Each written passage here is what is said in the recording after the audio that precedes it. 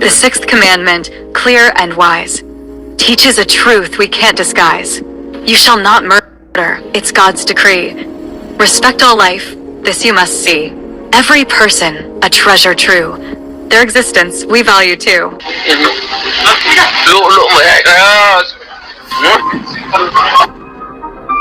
Isa sa na-discover namin na mga impormasyon, ito ay naibigay sa akin noong 2016 ay yung bank accounts ni Duterte at ng kanyang pamilya. Hindi ako nagmamakalinis.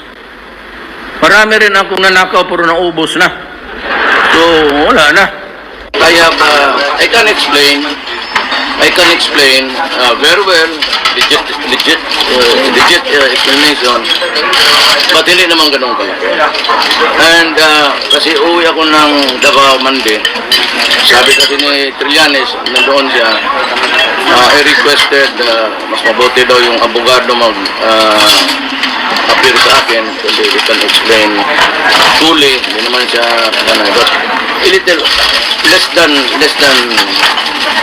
200 million. Hindi naman ganun kalaki. Pero magkano po lahat yun? Hindi ko alam eh. Sabi ko, gusto ko buksan ngayon. Wala mang opisina pala. So, nung unang lumabas yun, dininay ng spokesman nyo. Then the following day, you admit. Ano po masabi nyo? Kasi walang account na 200. A little lesser than 200 million. Sir, how come yesterday you said thousands only, not reach millions? Sir, before that you said 70,000. Hindi ko kasi paano yung ang zero. It's either may zero ba o walang zero. Nalito kayo, sir? Nalito sa zero? Oo, billion na ang pinag-usapan eh. Sir, now you're confirming that those deposits are real. Yes. Ang sinabi ko, wala akong deposito na ganun kalaki. Hindi ko sinabi na wala akong, I've said it in a different way. Wala naman akong deposito na ganun kalaki. Kaya nabasod wala akong account. Bakit hindi yun na ilagay sa salin? As of yun eh. Wala na, yun na. Happy ako. A little less than Already called the bank, sir? Yes, to open. When, sir? For Attorney Monday Panelo. nga. For Attorney Panelo, sir. When did you call the bank today? Today. To open it on Monday. To open on Monday. In front of Trillanes and Panelo. Huwag muna silang pakialaman. Allow Panelo to explain first. Okay. The legal ramifications. At ang nilalaman nito ay nakakagulat. Nakita namin na daang-daang milyon ang pumapasok sa mga accounts ni Duterte. Joint account si Sara Duterte at si Pangulong Duterte. Every 6 said that based on his statement of assets, liabilities, and net worth, President Duterte's wealth grew almost threefold from over 9.5 million pesos in 2007 to 28.54 million in 2017. Former Davao City Vice Mayor Paulo Duterte more than tripled his net worth, while Davao Mayor Sara Duterte Carpio's wealth grew 6 times in the same time period. The Philippine Center for Investigative Journalism, or PCIJ, reported significant increases in the net worth of the president and his children while they were in public office. This happened even as the Dutertes received modest salaries from their public offices, and even as the companies they own or co-own posted negligible earnings. The PCIJ also claimed that the Dutertes did not declare their ownership of an unregistered law firm in their SALN, as well as shares in several companies. PCIJ Executive Director Malu Manga has also said that they have tried to reach out to the Duterte administration many times in the past 5 months before the report was published. We're not singling out the president. I think he knows that we want to promote the public's right to know about how compliant with laws our public officials are. I think we should actually just put their house in order. We never actually kept this story a secret from them from the beginning of time. We actually were going around government agencies to get certification, authentication of documents. Every 6 months, may pumapasok na dividendo galing kay Sami Uy papunta sa accounts ni Duterte, ni Sara, Baste, Pulong at Hamlet. Lahat ito tumototal ng 40 to 55 million every 6 months. Buong pamilya ng Duterte ay kumikita sa illegal drugs. Dahil sa impeachment case ni Sara Duterte, ang mga bank accounts na ito ay lalabas at makikita ninyo na si Sami Uy ay nagbibigay ng pera kay Sara Duterte at buong pamilyang Duterte.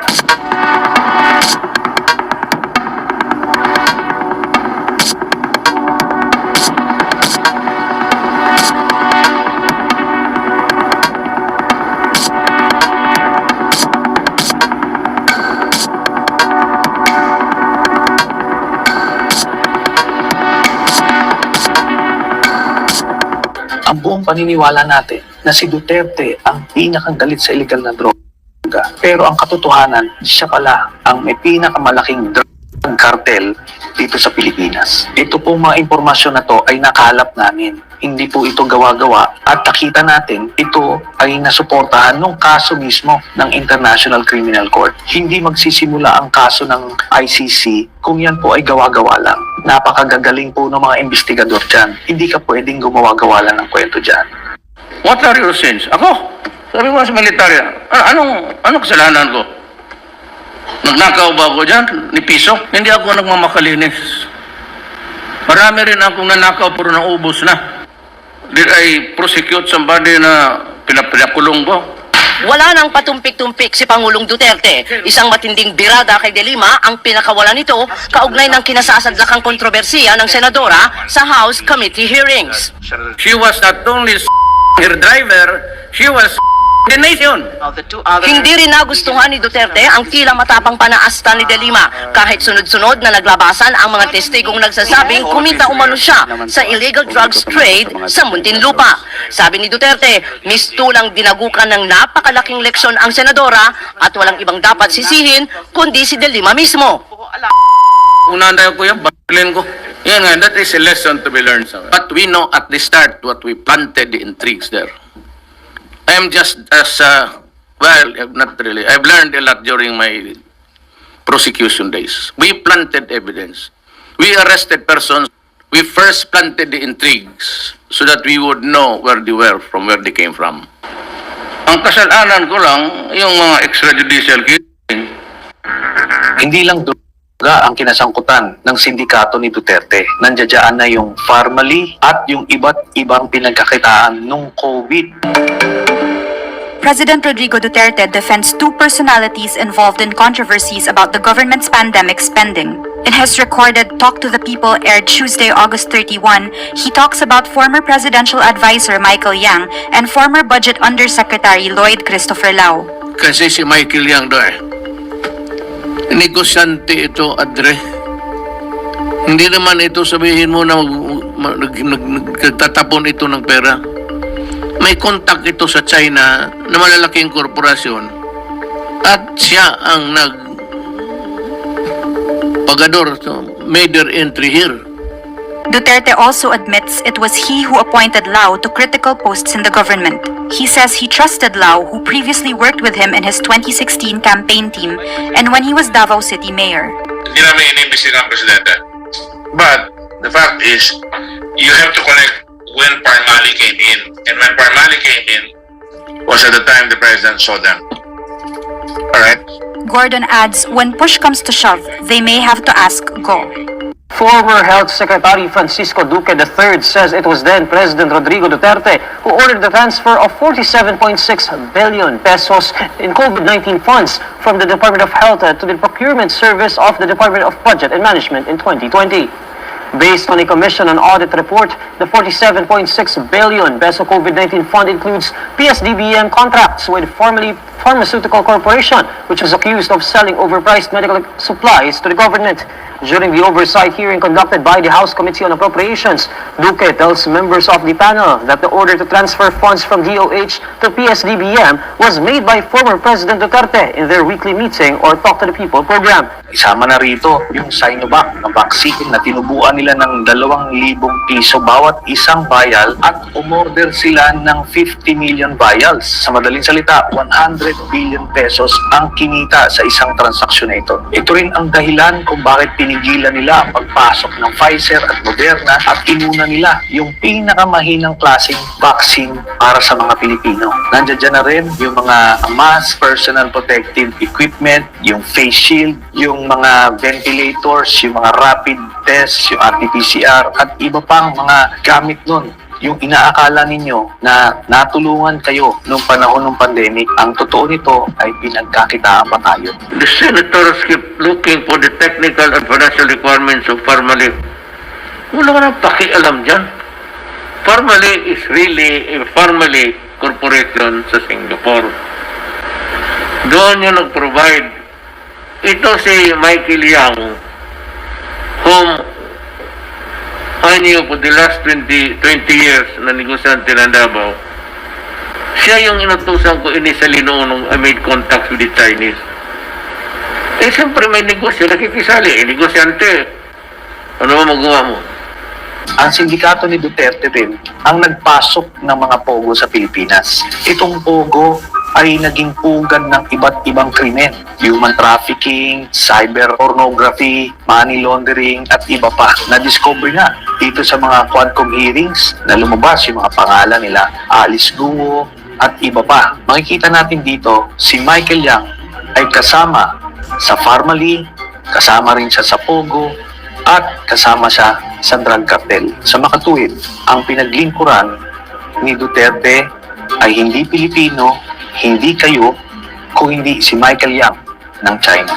Sa mga nagsasabi na ang lahat ng mga nangyaring ito ay isang political na away between Marcos at Duterte, 2017 pa lang ay final ko na ang kaso. Wala pa po sa pwesto si President Marcos. Halos 8 taon na inimbestigahan ito ng ICC.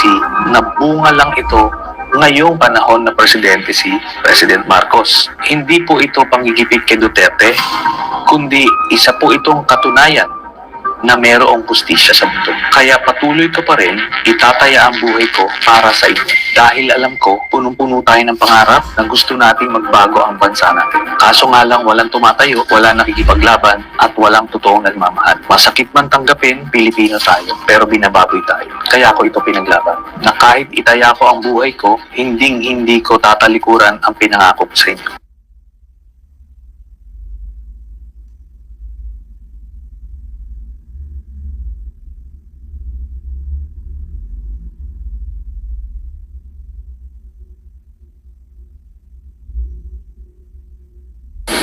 Pero yung fentanyl, the doctor stopped it because he got mad. I'm supposed to cut it into 4 pieces, the 1 piece that you get from the package. And there was a time na yung buong nilagay ko because more than just the disappearance of pain, you feel that you are on cloud 9. Para bang everything is okay with the world, nothing to worry about. President Rodrigo Duterte says he uses marijuana to stay awake for strenuous activities. Duterte is at the helm of the bloody crackdown on drugs, but admits to using marijuana, an illegal substance in the Philippines. And I think my age, ako hindi masyado. Kasi nagmamariwana ako para magising sa ibang pinakaya. President Rodrigo Duterte admits in public that he molested his maid when he was a teenager. Duterte says he confessed to a priest when he was a freshman at the Ateneo de Davao. But in Davao, I used to do it personally. Just to show to the guys that if I can do it, why can't you? And I go around Davao with a motorcycle, with a big bike, and I would just patrol the streets and looking for trouble also. Ay ko dyan, kayo na lang ho ang pumatay. Kung anak niya, ikaw ang pumatay. Kung anak niya nga, kayo ang pumatay para hindi masyado masakit.